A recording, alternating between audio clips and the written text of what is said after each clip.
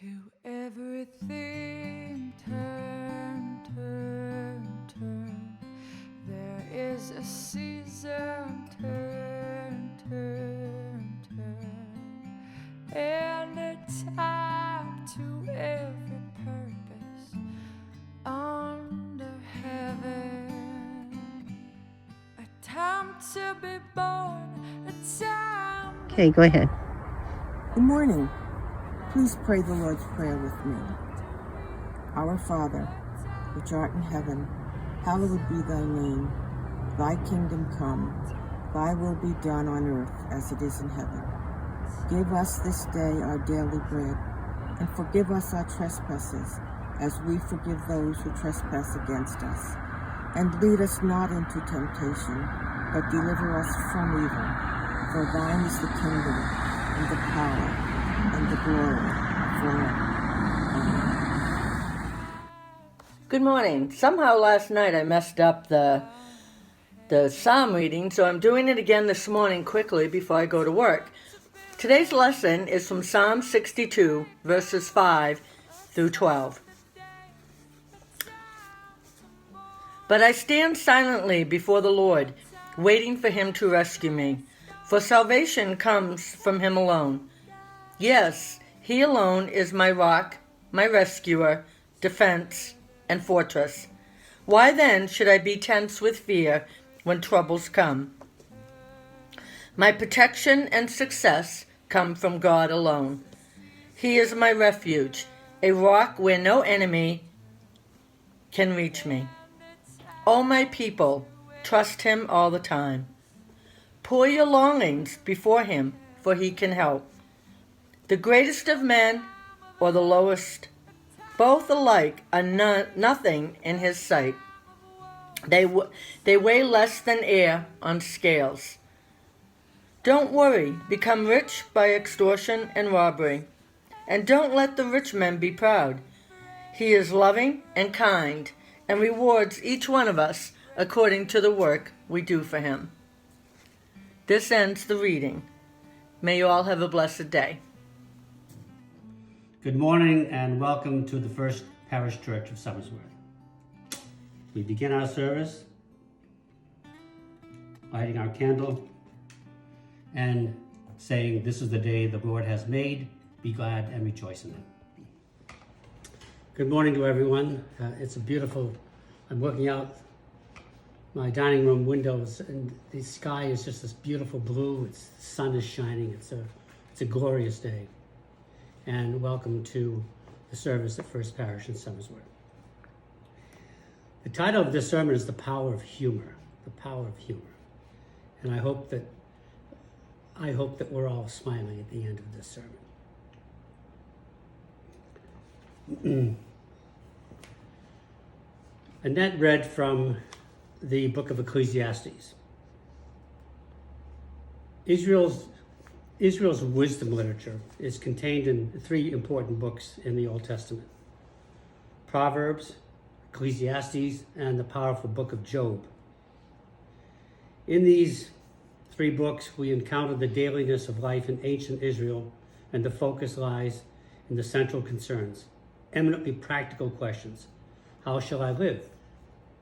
What is life? What's the meaning of life? The wisdom literature is rich, ranging from the practical and pithy sayings in the book of Proverbs through the melancholic reflections about life's miseries in Ecclesiastes to the anguish recorded in the book of Job. These three books cover everything from the sage advice about raising children to a deeply reflective thought about the nature of reality and the meaning of life. From ancient times, Israel's wisdom has been associated with King Solomon, who reigned in the 10th century BCE. But scholars put the wisdom literature in the post-exilic period beginning in 539. But Solomon is the carrier, is the heart of what's considered the wisdom. These were not writings of King Solomon. He certainly has his book in the Old Testament, the Song of Solomon. But the attribution is given to Solomon because of the weight he carries to the Israelites. The books contain no references to historical events contemporary to them by which they might be dated, but that's why scholars have have decided where they relatively fit in. In fact, the book of Ecclesiastes was the last book to be written probably in the 3rd century BCE. Now, what does this have to do with humor? Well, let me press on. The book of Proverbs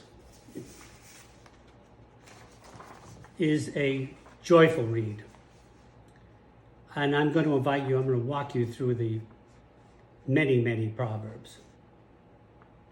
If you listen to me, you will know what is right, just, and fair. You will become wise, and your knowledge will give you pleasure. My children, listen to what your father teaches you. Pay attention, and you will have understanding. When I was only a little boy, my parents' only son, my father would teach me. He would say, remember what I say and never forget it, like a good parent. And remember, again, these are just the daily teachings, in the book of Proverbs, teaching us how to be parents, how to be husbands, how to be wives, how to be a good friend, a good neighbor. Plan carefully what you do, and whatever you do will turn out right. Be faithful to your own wife, and give her your love and to her alone. So be happy with your wife, and find your joy with the woman you married. Now, isn't that a sage piece of advice? Son, do what your father tells you, and never forget what your mother taught you. Keep their words with you always, locked in your heart. Good people take care of their animals, but wicked people are cruel to theirs.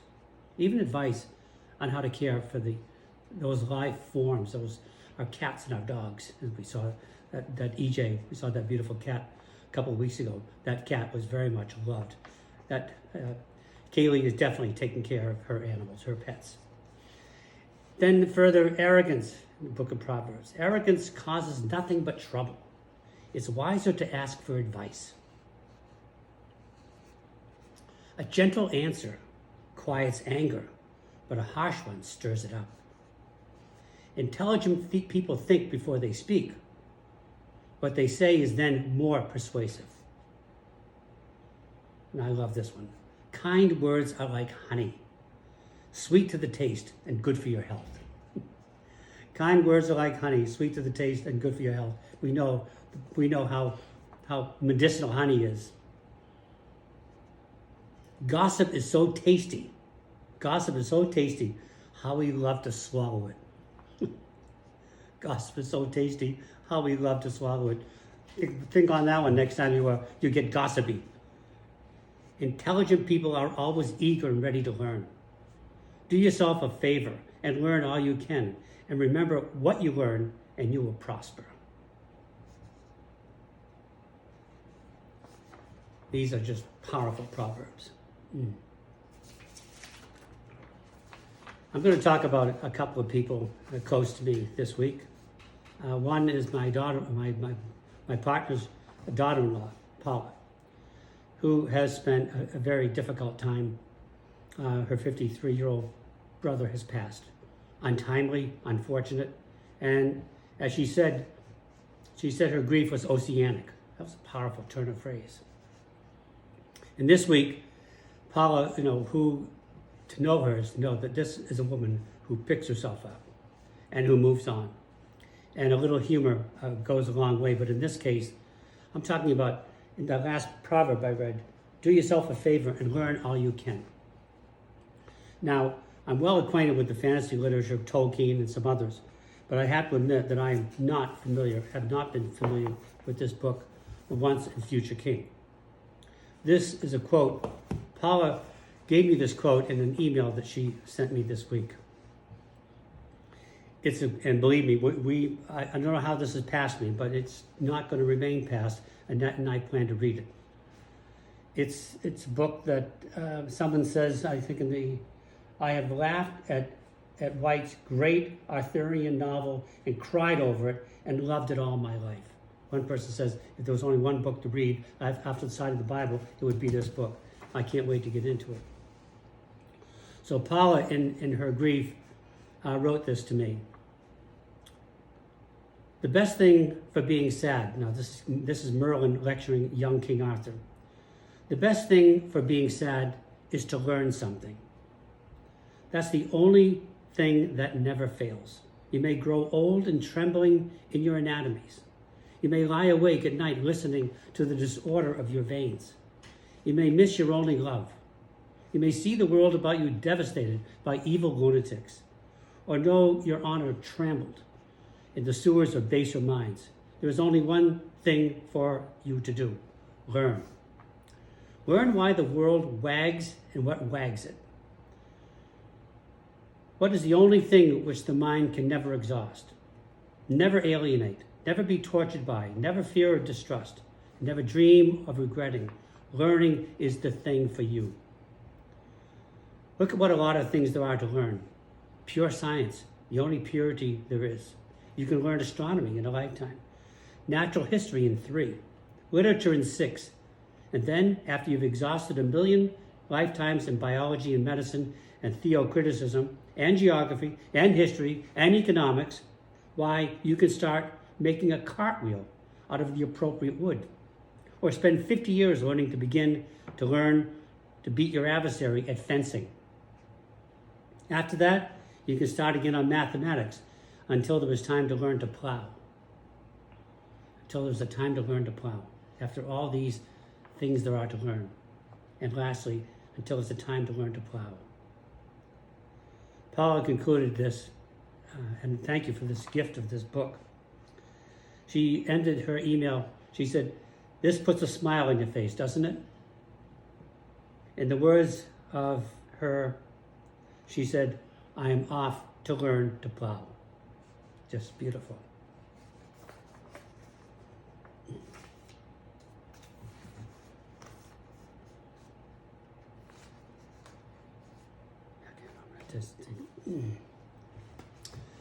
Now, the power of humor. The power of humor. Annette and I were on a cruise a couple of years ago, and there was an Irish comedian, George Casey. There was a performance at 7:30 or 8, and he was to have another performance at 10 o'clock. Well, I laughed so much, and my side was aching. And I said, well, we have to see him again. So we went for the second performance. And he had a lot of material in the first, was in the second, but there was a lot of fresh new material in the second as well. He said, he's talking about, he makes great fun of growing old and the things that change as we age. And he said, at this point in my life, he said, when I get down to the ground to do something, I ask myself, is there anything else I can do while I'm down here? Is there anything else I can? Believe me, I've almost reached that point in my life. But I have to get down to my hands and knees. I look around and see, is there something else I've got to do before I get my little self upright again? And another one of my favorites, he talks about going into a bar. And he sits there in a pub, rather. They don't call them bars, pubs. He goes into the pub, and there's a person sitting next to him, is sitting on the newspaper. So he wanted to know what the news of the day was, and so he said to the person sitting next to him, he said, "Excuse me," he said, "are you reading that?" It was the paper he's sitting on. He got up and he turned the page and sat back down. George Casey is when you need to laugh, you read George Casey, or listen to George Casey. Yeah. And I ask myself, is there something to do when I'm down? Now, humor.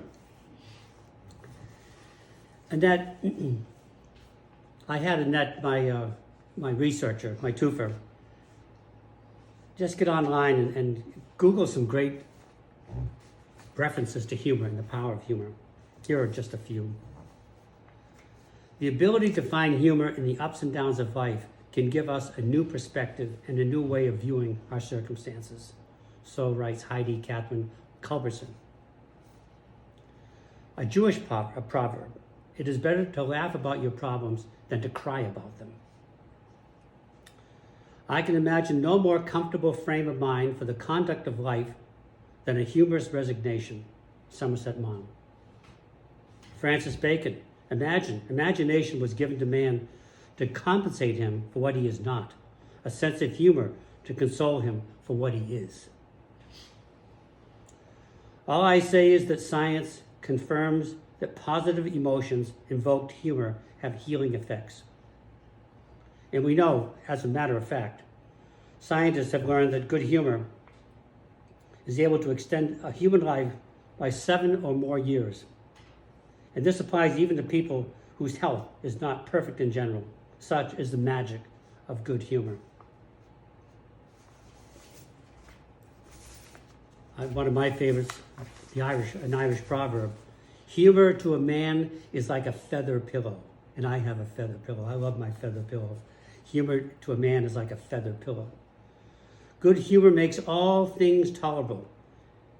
Henry Ward Beecher, and I will say a little bit more about him. Henry Ward Beecher was one of the most notable congregational preachers at the turn of the century. He was renowned. His sermons, his writings are really rich. Laughter is the sun that drives winter from the human face. Victor Hugo. Laughter is the sun that drives winter from the human face.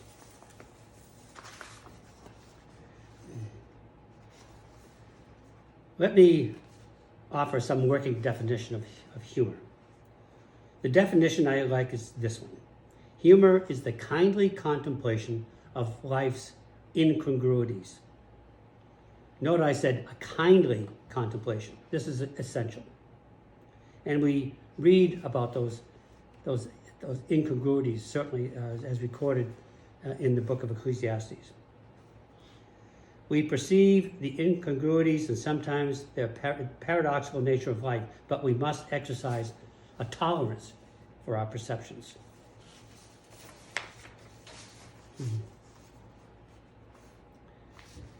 If I was standing in the pulpit of First Parish Church,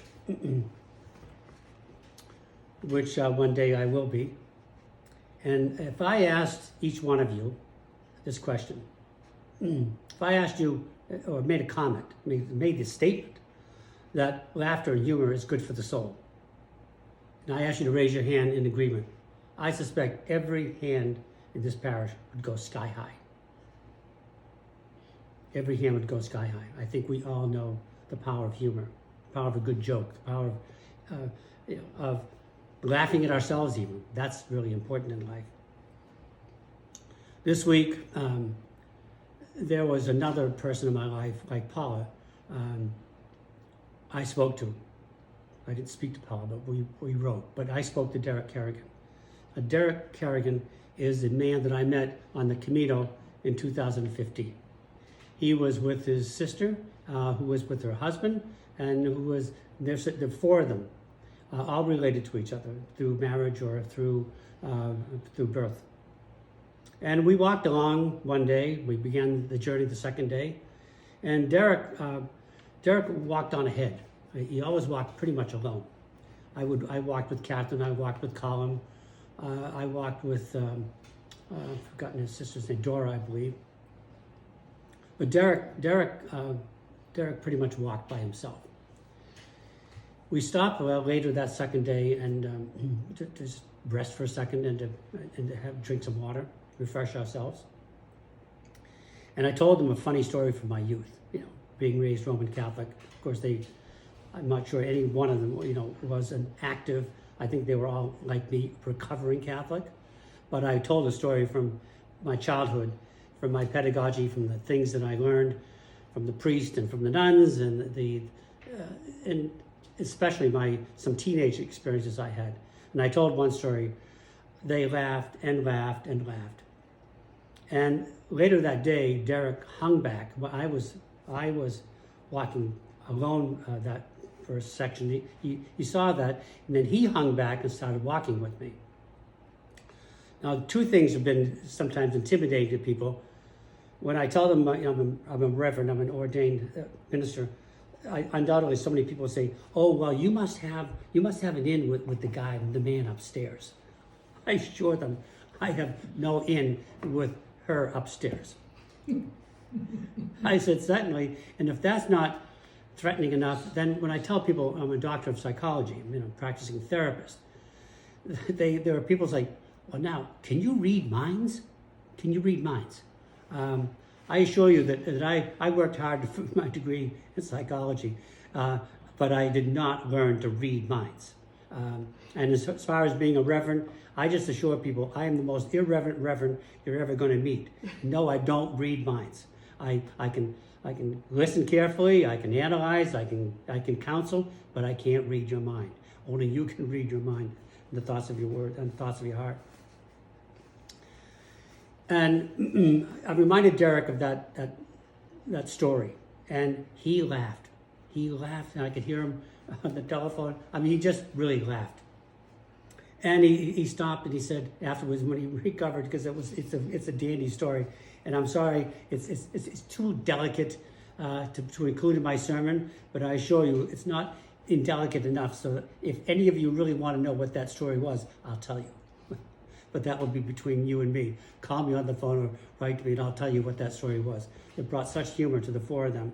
And I think the reason that Derek hung back after that was that he could see that I was an irreverent reverend and I had a sensitivity and honesty about life and perhaps about other things in life. And when he hung back, he told me, he said, Thomas, he was wearing a band,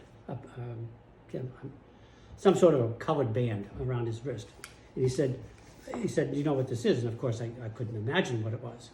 It was a band that he wore and others wore in solidarity over the death of his daughter. Now, the reason I reached out to him recently was that, and you'll see a picture. This is included. I knew that what he hung back and what he shared with me was that his daughter, 17 years old, committed suicide.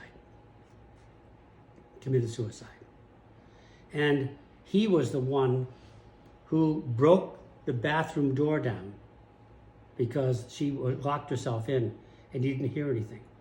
Subsequently, he broke the door down, literally broke it down, and found his daughter had hanged herself. And he had to cut that noose down. I can't imagine having endured that. Now but he shared that with me.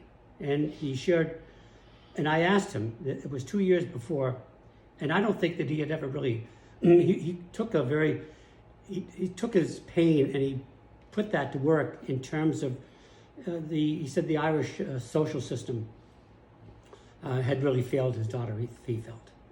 And he became a social activist in mental health. And had organized people and wore this band and was trying to make a difference in Irish society. Don't just say 3 Hail Marys and 3 Our Fathers. Get your rosary beads out, or just no. Therapy, healing requires much more than that. So this is Derek's story, but he laughed and he thanked me for that. He said, Thomas, he said, isn't laughter good for the soul? And I said, yes, indeed, Derek, it is. So I was very pleased that in the course of that conversation, I could come full circle with his pain and bring him some joy out of knowing that I carry him in my heart. I know the anniversary date of his daughter's suicide is January 29. And I know that's a day that I know what day that will be for him and the pain that will be. And I wanted him to know that I was sharing that day with him. But I also brought him joy and laughter. And I appreciate that very much, and he did as well.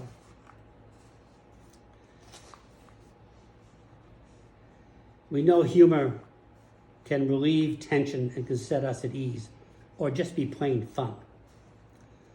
Now, let me tell you the story. There's a few pulpit stories.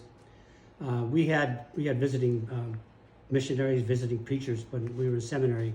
We had chapel probably 3 days a week. And we always had chapel, and we always had a visiting preacher or missionary. And one day, this traveling, I don't know, can't remember if he was a missionary or what he was, we told this story. He talked about a missionary, and people like him travel from church to church and fundraise. Second offering is taken. I'm not sure what First Parish Church's experience has been with other people coming with other liturgical needs. But he talks about this preacher, gets into the pulpit, and he just preaches his heart out, delivers what he feels is just a great sermon. And of course, he concludes with passing the hat. And he literally took his hat out and passed his hat. And it went one side and went over and under and back and forth. And he got down from the pulpit and ready to receive the offering as we do, ready to make a prayer of thanksgiving. And he looks down and he goes, the hat is empty. It's empty. So he asked people, so now bow your heads, and he offered this prayer. And believe me, this preacher had a sense of humor. He prayed this prayer. Oh Lord, we give you thanks that these good and generous people in their dire poverty have seen fit to give me back my hat. After that prayer, he probably should have passed the hat, literally. He might have been something in it. This preacher had a sense of humor. And there's another favorite story that will give us some joy and create some humor. This young boy, and Kathy, educators will appreciate this. This young boy, like all of us, this term received a very bad report card. And this poor boy is thinking, oh, all hell's going to break loose. My father is going to... And sure enough, he gives his report card to his father, and his father just unleashes a tirade of verbal abuse. And when the child is fearful that the words are going to turn into action, he said, now, Dad, please, I before anything else happens, I just have a question for you. So the father was about to become physically violent on top of his words. So the young boy says, Dad, I just have a simple question for you. He said, I just want to know if my problem, is it hereditary or environment? Is it hereditary or environment? Well, I'll leave you wondering whether that boy's question relieved or exacerbated the tension between himself and his father that day. And Henry Ward Beecher, that famous congregational minister I spoke about earlier, said a person without a sense of humor is like a wagon without springs, jolted by every pebble in the road. Humor keeps us healthy. It makes us whole. We need a sense of humor to lift us to the transcendent. It helps the important business of being born again each and every day as we take up the crosses and move little by little to the transformation we seek in our spiritual journeys. Some doubt if the writer to Ecclesiastes laughed very much. Some think he never laughed. Some see the cynicism in his book. Some see the teacher question the worthwhileness of life. I say we wear a smile as much as possible. Life is good. It's the gift of God. I had a friend who believed that you could literally, he was his sage advice. He said, Thomas, I think you can say anything to a person with a smile on your face. And I often thought about that. And I've exercised that.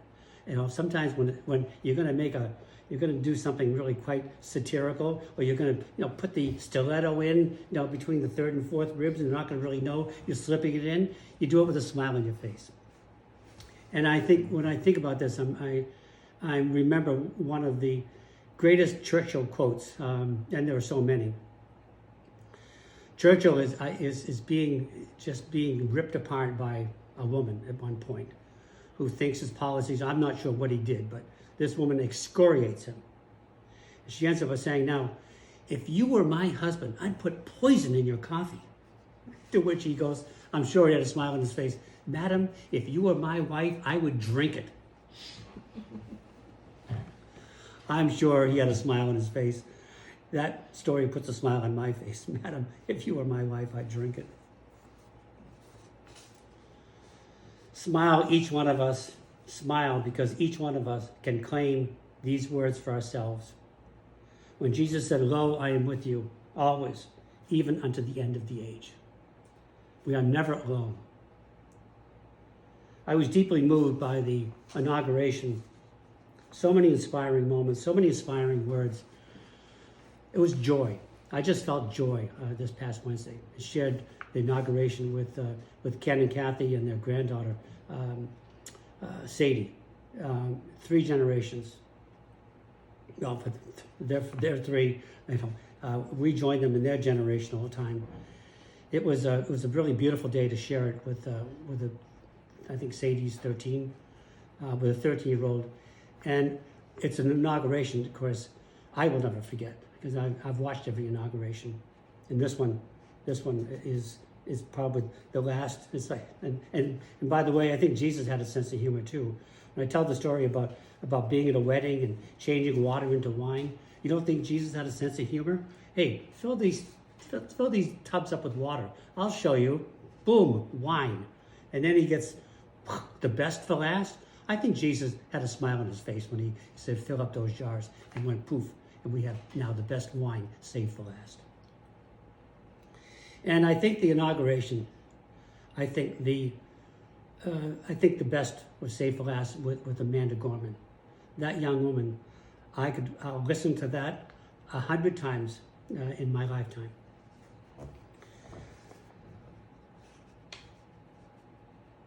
Speaking at the inauguration of Biden and Harris this past Wednesday, she gave what I felt was a rich and powerful benediction to the world. I mean, you think of the audience. This audience, this congregation is literally the world. Not just First Parish, not North Church. No, the audience, this benediction was given to the world. I invite you each week to go be a light in the world. Now, this is what she said. There is always light, if only we are brave enough to see it. If we are brave enough to be it.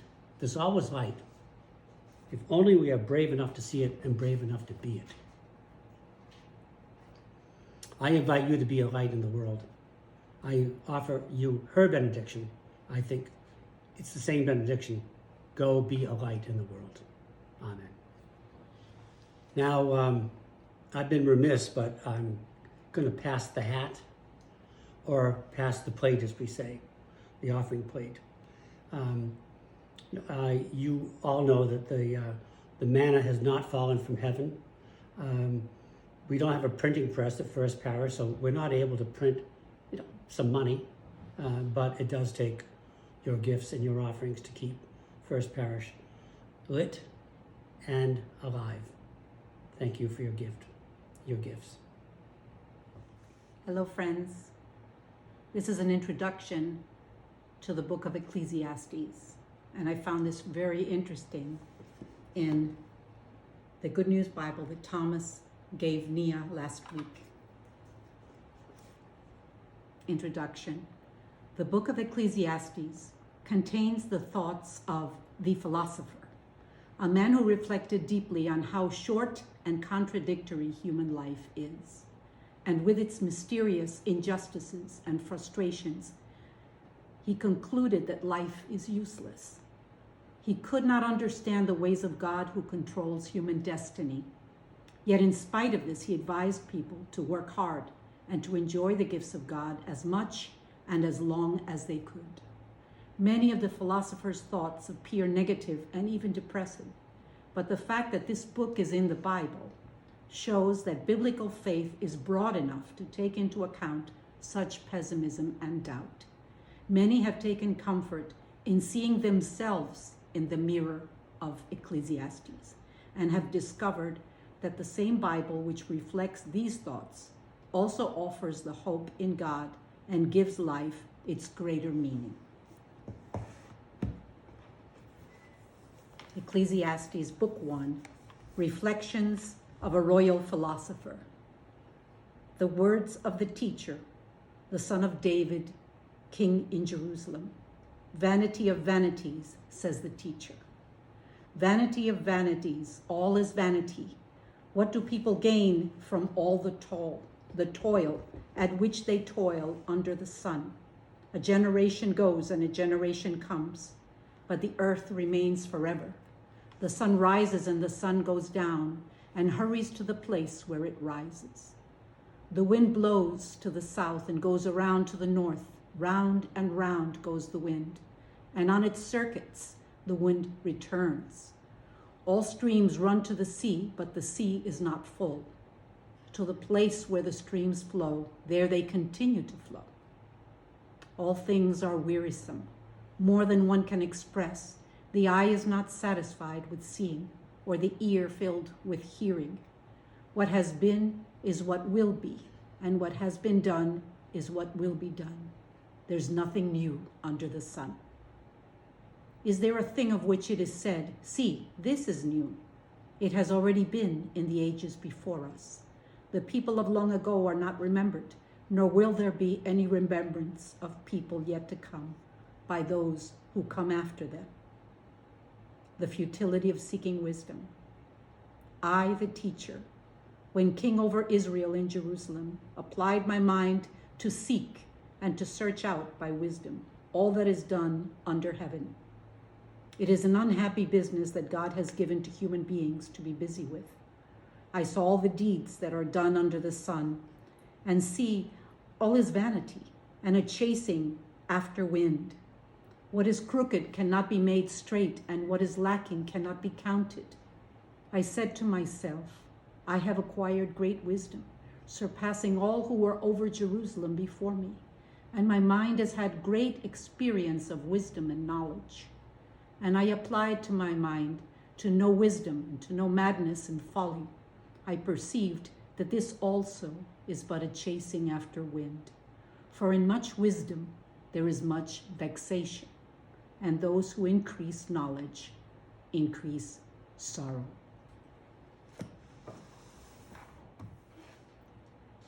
Continuing in Ecclesiastes to chapter 3, this is the one that most people recognize. For everything there is a season, and it has a particular meaning for me because I read it at my sister's funeral, and she died by violence, and very young, at 30, and this was the reading that I chose. And later on, when my parents died, when Dad died, and then later when Mom died, I also read this.